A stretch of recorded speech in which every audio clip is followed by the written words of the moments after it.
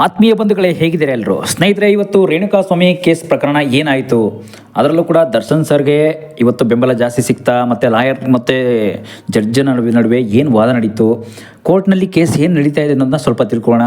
ಸ್ನೇಹಿತರೆ, ಅದಕ್ಕೂ ಮೊದಲು ನಮ್ಮ ಚಾನಲ್ ಫಸ್ಟ್ ಏನು ಮಾಡ್ತಾ ಇದೆ, ದಯವಿಟ್ಟು ಸಬ್ಸ್ಕ್ರೈಬ್ ಮಾಡಿ ನೋಡಿ. ಸದಾ ನಿಮ್ಮ ಅವಕಾಶ ಬೆಂಬಲ ಹೀಗೆ ಇರಲಿ ಅಂತ ಕೇಳ್ಕೊತೀವಿ. ಸ್ನೇಹಿತರೆ, ಹೇಗಾಯಿತು ಅಂತ ಏನಾಯಿತು, ಹಾಗಾದರೆ ರೇಣುಕಾಸ್ವಾಮಿ ಕೇಸ್ ಈಗ ಎಲ್ಲಿಗೆ ಹೋಗ್ತಾ ಇದೆ, ಏನೇನು ಆಯ್ತಾಯಿತು ಅಂತಂದರೆ ನೋಡಿ, ಹಿಂದೆ ಎಲ್ಲ ದರ್ಶನ್ ಸರ್ ಪರ ಅಂತೂ ಇತ್ತು. ಅಂದರೆ ಪರ ಅಂತ ಅನ್ನೋದಕ್ಕಿಂತ ರೇಣುಕಾಸ್ವಾಮಿ ಪರನೇ ಇದ್ದಿದ್ದು. ಬರ್ತಾ ಆಮೇಲೆ ದರ್ಶನ್ ಸರ್ ಪರ ಆಯಿತು. ಈಗಲೂ ಕೂಡ ಅಷ್ಟೇ, ನಿನ್ನೆ ನಡೆದಿರ್ತಕ್ಕಂಥ ಕೇಸು ನಿನ್ನೆಯಿಂದ ಸ್ಟಾರ್ಟ್ ಆಗಿದೆ. ಇವತ್ತು ಕೂಡ ಅಷ್ಟೇ ಜಡ್ಜ್ ಮುಂದೆ ಯಾರಂತಂದರೆ ರೇಣುಕಾಸ್ವಾಮಿ ಲಾಯರ್ ಕೂಡ ವಾದ ಮಾಡ್ತಾ ಇದ್ದಾರೆ, ಈ ಕಡೆ ದರ್ಶನ್ ಸರ್ ಲಾಯರ್ ಕೂಡ ವಾದ ಮಾಡ್ತಾ ಇದ್ದಾರೆ. ಬಟ್ ಇದಕ್ಕೆ ಏನಂತ ಕ್ವಶನ್ ಆನ್ಸರ್ಗಳು ಏನೇನು ಬರುತ್ತೆ ಅನ್ನೋದನ್ನ ತಿಳ್ಕೊಳ್ಳೋಣ ಸ್ವಲ್ಪ. ಏನಂತಂದರೆ ನೋಡಿ, ರೇಣುಕಾಸ್ವಾಮಿ ತಾಯಿಯನ್ನು ಕೇಳಿದ್ದಾರೆ.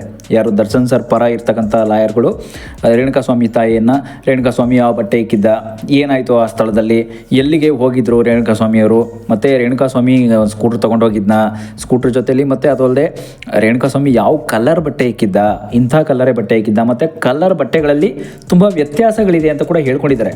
ವ್ಯತ್ಯಾಸಗಳು ಅಂತಂದರೆ ನೀವು ನೋಡ್ಬೋದು, ಎಲ್ಲ ಕೂಡ ವ್ಯತ್ಯಾಸ ಇದ್ದೇ ಇರುತ್ತೆ, ಇಲ್ಲ ಅಂತಲ್ಲ. ಸಿನಿಮಾದಲ್ಲಿ ಅಂತಲ್ಲ, ನಾವು ಕಲರ್ ಬಟ್ಟೆ ಹೇಗೆ ಹಾಕೋತೀವೋ ಇದರಲ್ಲೂ ಕೂಡ ಹಾಗೇ. ನೋಡಿ, ಕೇಸ್ ಈಗ ಎಲ್ಲಿ ಹೋಗ್ತಾ ಇದೆ ಅಂತಂದರೆ, ರೇಣುಕಾಸ್ವಾಮಿ ಕೇಸು ಲಾಯರ್ಗಳ ನಡುವೆ, ಲಾಯರ್ ಕೂಡ ಹೇಳಿರ್ತಕ್ಕಂಥ ಮಾತು ಇದೇನೆ. ಎಲ್ಲಿ ಈಗ ಹೋಗ್ತಾ ಇರ್ತಕ್ಕಂಥ ಕೇಸ್ ಅಂತಂದರೆ, ಈ ರೀತಿ ಈಗ ನಡೀತಾ ಇದೆಯಲ್ಲ, ಏನಾಯಿತು ಹಾಗಾದರೆ, ಹಿಂದೆ ಎಲ್ಲ ಏನು ನಡೀತು, ಈಗ ಆ ಟೈಮಲ್ಲಿ ಯಾವ ಕಲರ್ ಬಟ್ಟೆ ಇಕ್ಕಿದ್ರು ಅಂತ ಅನ್ನೋದು ಅದು ಲಾಯರ್ಗಳು ಕೇಳ್ತಿದ್ದಾರಲ್ಲ, ಆ ವಿಷಯ ಎಲ್ಲಿ ಹೋಗ್ತಾ ಇದೆ ಅಂತಂದರೆ ನೀವೇ ನೋಡಿ. ಯಾಕೆ ಅಂತಂದರೆ ಈ ವಿಷಯ ಅಲ್ಲಿವರೆಗೂ ಏನಕ್ಕೆ ಹೋಗ್ತಾ ಇದೆ, ಅದು ಅಲ್ಲದೆ ಲಾಸ್ಟ್ ಇಯರ್ ನಡೆದಿರ್ತಕ್ಕಂಥ ವಿಷಯ, ಇಂಥ ಕಲರ್ ಬಟ್ಟೆ ಇಕ್ಕಿದ್ದಾನೆ, ಅಂಥ ಕಲರ್ ಬಟ್ಟೆ ಇಕ್ಕಿದ್ದಾನೆ, ಇವೆಲ್ಲ ಜ್ಞಾಪಕನೇ ಇರಲ್ಲ ಬಿಡಿ. ನೋಡಿ, ಈಗ ನೆನ್ನೆ ಮೊನ್ನೆ ಏನು ನಡೀತು ವಿಷಯಗಳು ನಮಗೆ ಅಷ್ಟು ಜ್ಞಾಪಕ ಇರಲ್ಲ, ಗೊತ್ತಿರಲ್ಲ. ಅದರಲ್ಲೂ ಕೂಡ ಲಾಯರ್ಗಳು ಈಗ ತಾನೇ ಈ ವಿಷಯಗಳನ್ನ ಕೇಳ್ತಾ ಇದ್ದಾರೆ. ರೇಣುಕಾಸ್ವಾಮಿ ತಾಯಿನ ಏನಾಯಿತು ಈ ವಿಷಯದಲ್ಲಿ, ರೇಣುಕಾಸ್ವಾಮಿ ಪತ್ನಿಯನ್ನು ಕೂಡ ಕೇಳ್ತಾ ಇದ್ದಾರೆ. ಈ ವಿಷಯದಲ್ಲಿ ಇವ್ರು ಇಕ್ಕಿರ್ತಕ್ಕಂಥ ಬಟ್ಟೆಗಳು ಕರೆಕ್ಟಾ, ನೀವು ಹೇಳ್ತಾ ಇರೋದು ನೀವು ಕರೆಕ್ಟಾಗಿ ಹೇಳ್ಕೊಂಡು ಹೋಗಿ ಈ ಕಲರ್ ಬಟ್ಟೆ ಇಕ್ಕಿದ್ರು ಅಂತಂದರೆ ನಾವು ಸಾಕ್ಷಿನ ಆಧಾರ ಮಾಡ್ಬೋದು ಅಂತೆಲ್ಲ ಹೇಳ್ಕೊಂಡಿದ್ದಾರೆ.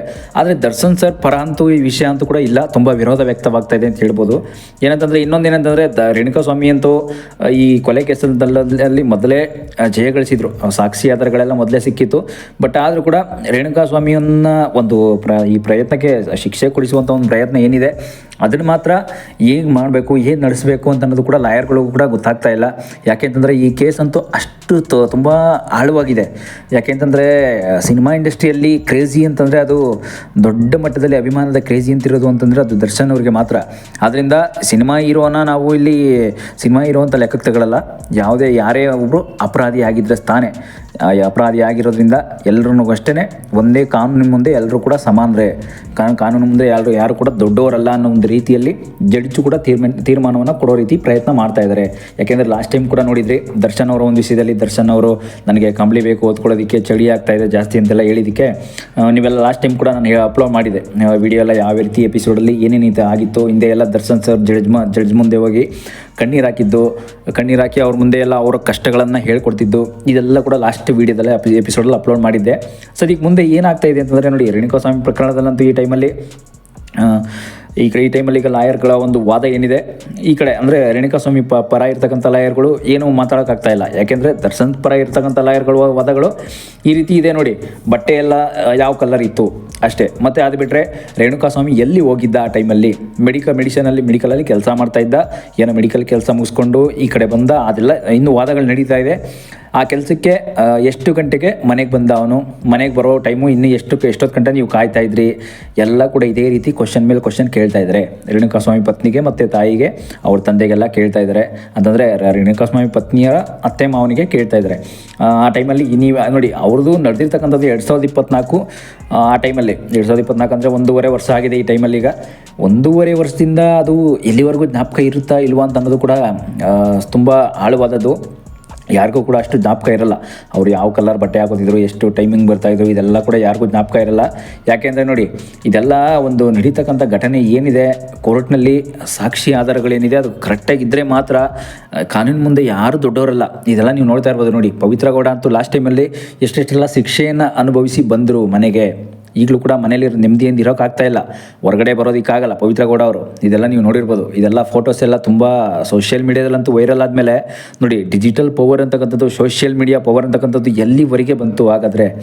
ಮತ್ತು ಯೂಟ್ಯೂಬ್ ಅಂತಂತಲ್ಲ, ಸೋಷಿಯಲ್ ಮೀಡ್ಯಾದಲ್ಲಿ ಎಲ್ಲ ಕೂಡ ಪವರು. ಈಗ ಏನಾಗ್ತಾ ಇದೆ, ಎಲ್ಲಿಗೆ ಹೋಗ್ತಾ ಇದೆ ಅಂತ ನೀವು ಕೂಡ ನೋಡ್ತಾ ಇದ್ದೀರಾ. ಅದರಿಂದ ರೇಣುಕಾಸ್ವಾಮಿ ಒಂದು ಪ್ರತಿಕ್ರಿಯೆ, ಅವ್ರ ತಾಯಿಯ ಪ್ರತಿಕ್ರಿಯೆ ಮತ್ತು ದರ್ಶನ್ ಸರ್ ಲಾಯರ್ನ ಪ್ರತಿವಾದವನ್ನು ತಿಳ್ಕೊಂಡ್ವಿ. ಬಟ್ ಇನ್ನು ಮುಂದೆ ನಾಳಿನ ಎಪಿಸೋಡಲ್ಲಿ ಏನಾಗ್ಬೋದು ಅಂತಂದರೆ, ನಿಮ್ಮ ರೇಣುಕಾಸ್ವಾಮಿ ಅಂತ ಬಂದರೆ ಈ ರೀತಿ ಏನಾಗಿತ್ತು ಹಾಗಾದರೆ, ಅವರಿಗೆ ಬೆಂಗಳೂರಿಗೆ ಬರೋಕ್ಕೆ ಕಾರಣ ಏನು, ಪವಿತ್ರ ಗೌಡ ಅವ್ರ ಹತ್ರ ಈ ರೀತಿ ನಡ್ಕೊಂಡಂತೆ ನಿಜಾನ, ಇದನ್ನೆಲ್ಲ ಕಾರ್ಯ ಸ್ಟಾರ್ಟ್ ಆಗ್ಬೋದು ಮೋಸ್ಟ್ಲಿ. ಮುಂದಿನ ಎಪಿಸೋಡಲ್ಲಿ ಏನಾಗುತ್ತೆ, ರೇಣುಕಾಸ್ವಾಮಿ ಒಂದು ಕೇಸ್ ಏನಾಗುತ್ತೆ ನೋಡಿ ತಿಳ್ಕೊಳ್ಳೋಣ ಸ್ನೇಹಿತರೆ. ಯಾಕೆ ಅಂತಂದರೆ ಈ ದರ್ಶನ್ ಸರ್ ಕೇಸಲ್ಲಂತೂ ತುಂಬ ಆಳವಾದ ಒಂದು ವಿಷಯ ಆಗಿರೋದ್ರಿಂದ ತುಂಬ ಬರ್ತಾ ಇದೆ, ಎಲ್ಲ ಕಡೆ ಇದೇ ಸುದ್ದಿಯಾಗಿದೆ. ಏನಾಗುತ್ತೆ ಮುಂದಿನ ಎಪಿಸೋಡಲ್ಲಿ ನೋಡಿ ತಿಳ್ಕೊಳ್ಳೋಣ. ಯಾಕೆಂತಂದರೆ ಇಂಥ ಒಂದು ಕಂಟೆಂಟ್ಗಳೆಲ್ಲ ಆಲ್ಮೋಸ್ಟು ಎಲ್ಲರೂ ಕೂಡ ಒಂದು ಇಂಟ್ರೆಸ್ಟಾಗಿ ನೋಡ್ತಾ ಇರ್ತಾರೆ. ನೀವು ನೋಡ್ತಾ ಇರ್ಬೋದು ಪವಿತ್ರ ಗೌಡ ಅವರ ಒಂದು ಹಳೆಯ ಫೋಟೋಗಳನ್ನ. ಯಾಕೆಂತಂದರೆ ಈ ಹಳೆಯ ಫೋಟೋಗಳೆಲ್ಲ ಪವಿತ್ರ ಗೌಡ ಅವರ ಒಂದು ದರ್ಶನ್ ಸರ್ ಜೊತೆ ತೆಗೆಸ್ಕೊಂಡಿರ್ತಕ್ಕಂಥ ಕೆಲವು ಫೋಟೋಗಳು, ಮತ್ತು ಅವರು ಅವ್ರ ಜೊತೆ ಇರ್ತಕ್ಕಂಥ ಕೆಲವು ಫೋಟೋಗಳಂತೂ ತುಂಬ ಬ್ಯಾಡ್ ನೇಮ್ ತಂದುಕೊಡ್ತು ದರ್ಶನ್ ಸರ್ಗೆ. ಯಾಕೆಂದರೆ ಇಂಥ ಮಾಹಿತಿಯನ್ನು ಎಷ್ಟೋ ಜನ ಕೆಲವರಿಗೆ ಬೇಜಾರಾಗುತ್ತೆ. ಕೆಲವರು ಈ ಫೋಟೋಗಳೆಲ್ಲ ಅವ್ರು ಏನೋ ಪರ್ಸ್ನಲಾಗಿ ಯೂಸ್ ಮಾಡ್ಕೊಂಡಿರ್ತಕ್ಕ ಅಷ್ಟೇ. ಪರ್ಸ್ನಲಾಗಿ ಯೂಸ್ ಮಾಡಿರೋದ್ರಿಂದಲ್ಲ ನಾವು ಮೀಡಿಯಾದಲ್ಲೆಲ್ಲ ಹಾಕೋದು ಒಳ್ಳೇದಲ್ಲ ಅಂತೆಲ್ಲ ನೀವು ಕೂಡ ಅನ್ನಿಸುತ್ತೆ ನಿಮಗೂ ಕೂಡ. ಆದರೆ ಇದೆಲ್ಲ ಕೂಡ ಒಳ್ಳೇದಲ್ಲ ಅಂತಲ್ಲ, ಮೀಡಿಯಾ ಮುಂದೆ ಬಂದಿದ್ದೇ ಒಳ್ಳೇದಲ್ಲ, ನೀವು ತಪ್ಪು ಮಾಡಿಬಿಟ್ರಿ ಅಂತ ಕೂಡ ಎಷ್ಟೋ ಜನ ಅಭಿಮಾನಿಗಳು ತುಂಬ ಬಾಯಿಗೆ ಬಂದಂಗೆಲ್ಲ ಮಾತಾಡಿದ್ರಿ. ಇದೆಲ್ಲ ತುಂಬ ಬ್ಯಾಡ್ ಕಮೆಂಟ್ಸ್ ಕೂಡ ಆಗಿತ್ತು ಹಿಂದೆ ಎಲ್ಲ. ಬಟ್ ಆದರೂ ಕೂಡ ಈಗಲೂ ಅಷ್ಟೇ ತುಂಬ ಬ್ಯಾಡ್ ಕಮೆಂಟ್ಸ್ ಎಲ್ಲ ಇರೋದ್ರಿಂದ ಏನು ಮಾಡಬೇಕು, ಏನು ಈಗ ತೋಚಬೇಕು ಅನ್ನೋದು ಕೂಡ ಗೊತ್ತಾಗದೆ ಕೊನೆಗೀಗ ಕೋರ್ಟ್ ಕೂಡ ತೀರ್ಮಾನ ಮಾಡಿದೆ. ಕೋರ್ಟ್ ಕೂಡ ಇನ್ನೂ ಕೂಡ ವಿಚಾರಣೆಯನ್ನೇ ನಡೆಸ್ತಾ ಇದೆ. ಅದರಲ್ಲೂ ಕೂಡ ಕೋರ್ಟಲ್ಲೂ ಕೂಡ ನೀವು ನೋಡಿರ್ತೀರಾ, ಹಿಂದೆಲ್ಲ ಎಷ್ಟೆಷ್ಟೆಲ್ಲ ಕೇಸ್ಗಳೆಲ್ಲ ಡೈಲಿ ಬರ್ತಾ ಇರುತ್ತೆ ಕೋರ್ಟ್ಗೆ. ಬಟ್ ಇದೆಲ್ಲ ಮಾಡ್ತಾ ಜೊತೆಗೆ ಅವ್ರದ್ದು ಕೂಡ ಕೇಸ್ ಈಗಾಗಲೇ ನೋಡಿ 1.5 ವರ್ಷಕ್ಕೆ ಕಾಲಿದೆ. 1.5 ವರ್ಷ ಆಗ್ತಾ ಬಂದ್ಬಿಡ್ತು. ಈಗ ಕೇಸ್ ಬಂದಿದ್ದ ತಕ್ಷಣ ಕೇಸ್ ಈ ಥರ 1.5 ವರ್ಷ ಆಗ್ತಿದ್ದಂಗೆ ಈಗ ಏನು ಮಾಡೋದು ಅಂತ ಕೂಡ ಗೊತ್ತಾಗ್ತದೆ. ಮುಂದೆ ಅವರು ಕೂಡ ಹೀಗೆ ಹೋಗ್ತಾ ಇದೆ ಕೇಸು.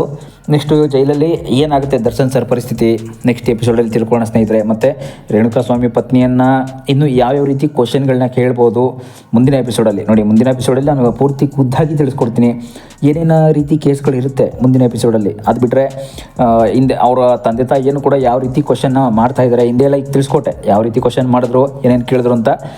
ಮುಂದಿನ ಎಪಿಸೋಡಲ್ಲೂ ಕೂಡ ಕೇಳ್ತಾರೆ ನೆಕ್ಸ್ಟ್ ಕ್ವಶನ್ನು ಕೂಡ ನೋಡೋಣ.